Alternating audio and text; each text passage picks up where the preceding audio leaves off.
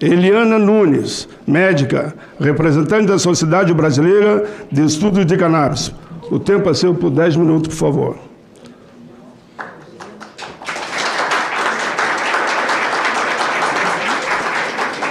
Bom dia a todos e a todas. Eu sou psiquiatra, sou servidora pública aposentada, trabalhei mais de 32 anos na saúde mental e estou aqui na condição também de paciente medicinal. E desde a minha trajetória, que começou em 88, depois de formada, trabalhei dentro da proposta de estar junto com a população e a necessidade dos pacientes que são atendidos pelo Sistema Único de Saúde.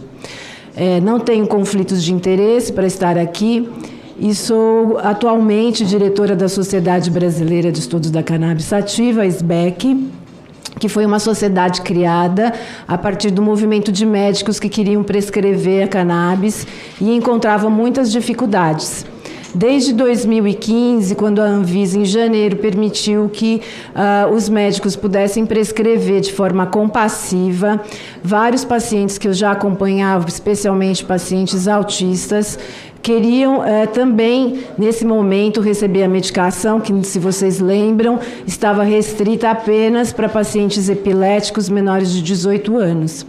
Assim, a gente entendeu que, além dessas crianças, né, que no caso, então, eram só a partir de 18 anos para baixo, então, se ela fosse epilética com 18 anos, ela não poderia mais receber a medicação, que nós entendemos que nós tínhamos que capacitar médicos, capacitar a população, e podemos fazer com que esse país fosse de vanguarda, haja vista que nós já tínhamos, né, vários profissionais, vários pesquisadores, que hoje, infelizmente, não podem estar aqui, como o professor Dr. Elisaldo Carlini, que já em 2010...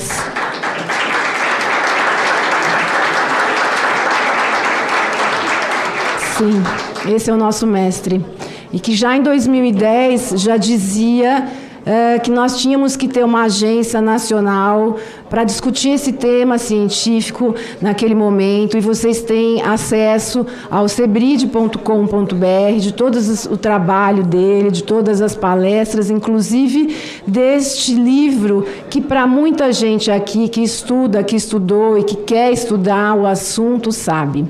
Em 88, o Dr. Elisaldo Carlini, também com o pai da cannabis mundial, Dr. Meshulam, que faleceu há apenas um mês, esse Dr. Meshulam, junto com o Dr. Carlini, fizeram um estudo que mostrou... Eu vou fazer mais um apelo para o silêncio, pessoal, porque eu me ponho no lugar do painelista.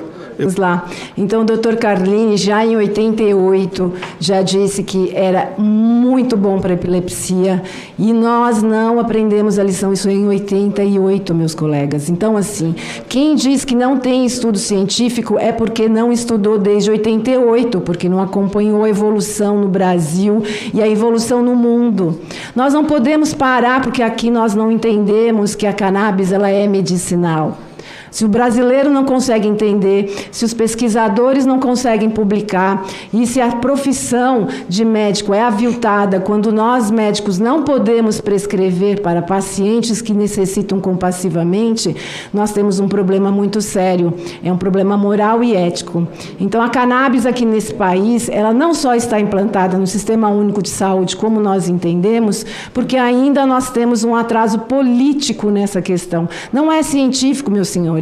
Eu acompanhei um colega no seu doutorado na Universidade Federal da Paraíba, que fez um estudo duplo cego com crianças autistas, e é duplo cego, então é de excelência, colocando com óleo artesanal de uma das maiores associações brasileiras, se não a maior, não é? Que é a Abrace, que tem mais de 50 mil pacientes medicinalmente acompanhados, e esse estudo científico, que foi o primeiro do mundo na categoria de crianças autistas, comprovou que ele é muito eficaz para a insônia, para a agressividade, e as mães estão sendo acompanhadas ainda pela Abrace. Estou aqui colocando uma grande associação, porque ela precisou se tornar grande para poder atender aquilo que o Estado não fez.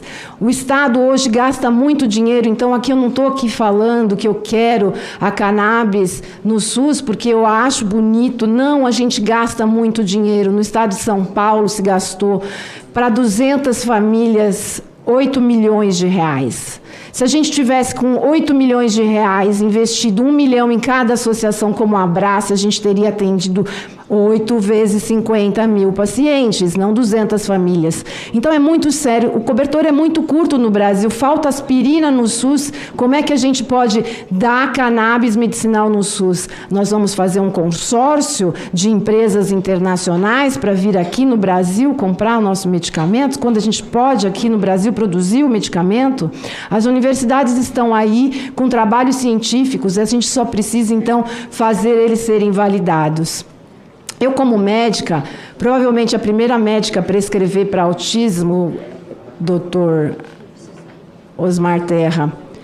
É importante isso. Eu, como a primeira médica a prescrever para autismo, posso dizer para vocês que eu prefiro prescrever como droga de entrada, porque uma criança, quando chega num psiquiatra, ela já passou por todos, e ninguém pode fazer esse diagnóstico, porque a gente tem um tempo para fazer o diagnóstico. Só que a criança está sofrendo.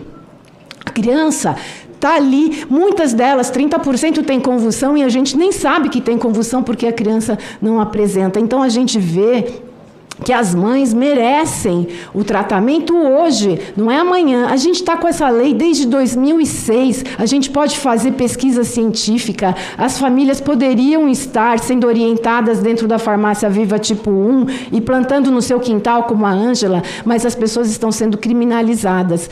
Então, se hoje existe um avanço na área da medicina, que começa a querer estudar, e até mudou, né? Eu sou formada desde 87, então já mudou, né? O CID-10, o CID-12, agora fala-se em sistema endocannabinoide, e nenhuma faculdade de medicina antes de 2016 ensinava o que era o sistema endocannabinoide, e todos nós temos uma maconha dentro do nosso cérebro, que é a anandamida, que é quase irmã do THC, por isso que ela é efetiva. E não é a Eliane que está falando isso, quem está falando isso é o Dr. Mechula e todos os outros pesquisadores, que aqui nem vou citar o nome, porque todos quem são da área sabem sim que existem muita pesquisa científica.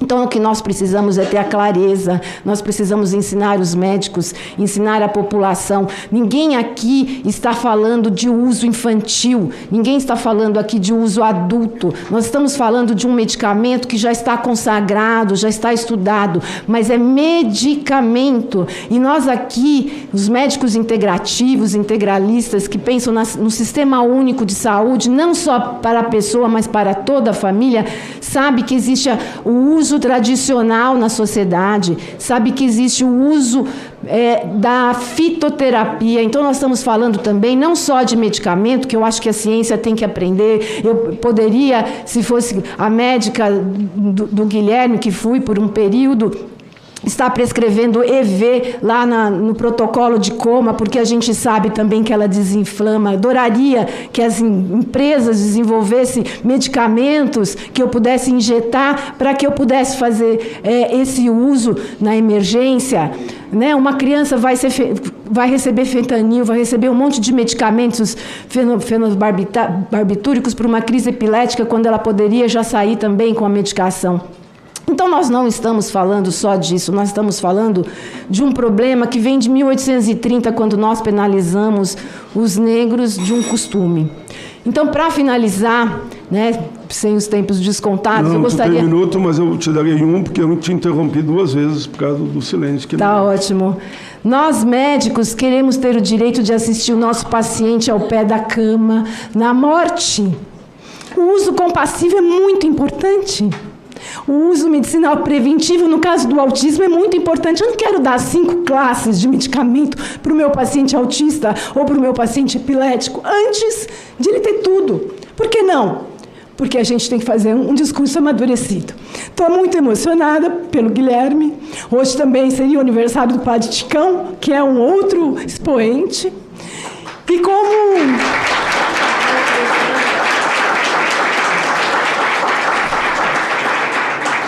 E como filha, entrei na luta, apesar de ser especialista em dependência química, para dar para o meu pai condição de morte. Então, nós estamos falando de qualidade de vida no leito de morte de pacientes com câncer. Então, é muito importante que a gente faça um discurso aqui amadurecido, porque a sociedade brasileira merece. E nós, mulheres, sabemos que somos nós que cuidamos de toda a população. 70% dos lares são de mulheres. Então, nós precisamos entender o nosso papel. Mães, avós, entrem e discutam também, porque são vocês que são cuidadoras. Concluiu. Muito obrigada.